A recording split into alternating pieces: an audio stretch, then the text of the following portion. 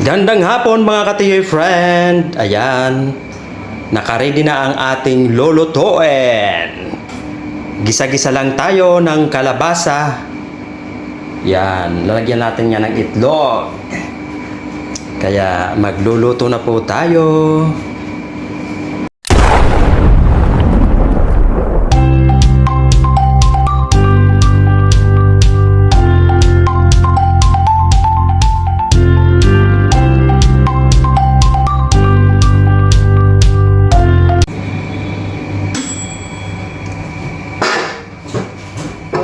Lagay na tayo ng mantika mga kaibigan. At mainit na ang ating kawali. Ayan, igigisa na po natin yung ating sibuyas at bawang.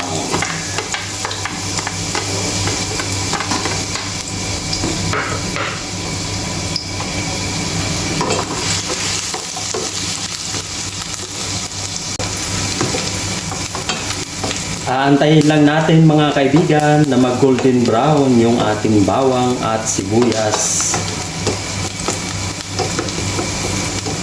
Lutuin lang muna natin yan mga kaibigan. Ayan. Ilalagay na po natin yung ating kalabasa. Yan. Masustansyang ulam, pangpalinaw ng mata. Ginisang kalabasa.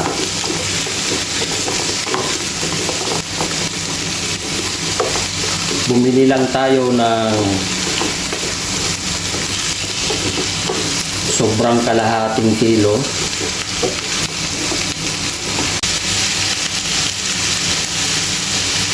Taktak lang tayo ng durog na paminta.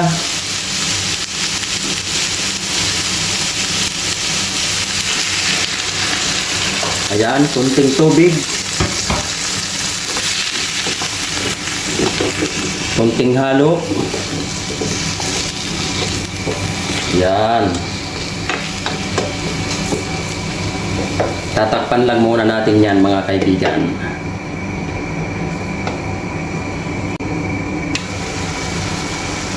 Yun.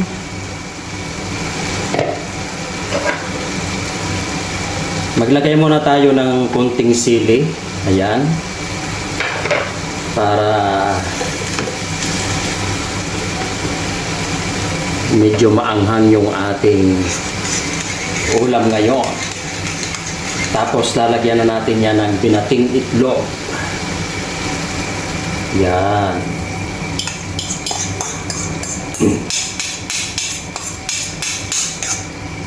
Hindi muna natin yan hahaluin mga kaibigan. Tatakpan uli natin yan.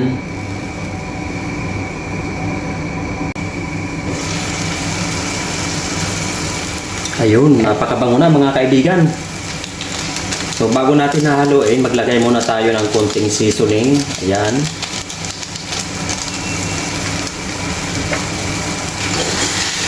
Haluin na natin yan.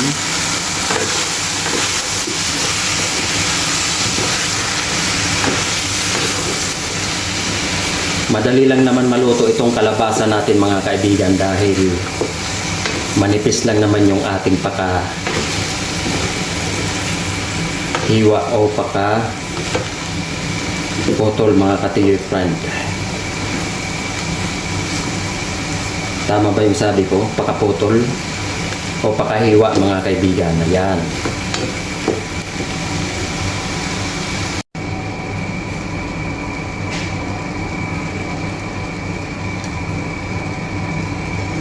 Yan, naglagay lang tayo ng isang kutsarang oyster sauce.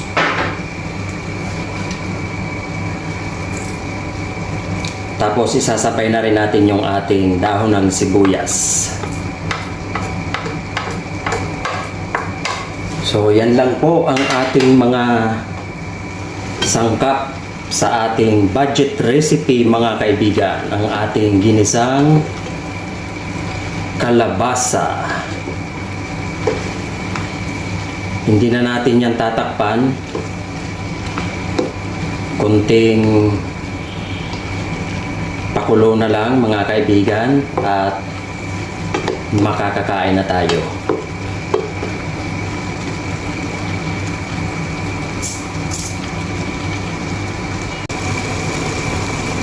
Luto na ang ating ginisang kalabasa. Ayan. Kain na po tayo mga kaibigan. Thanks for watching.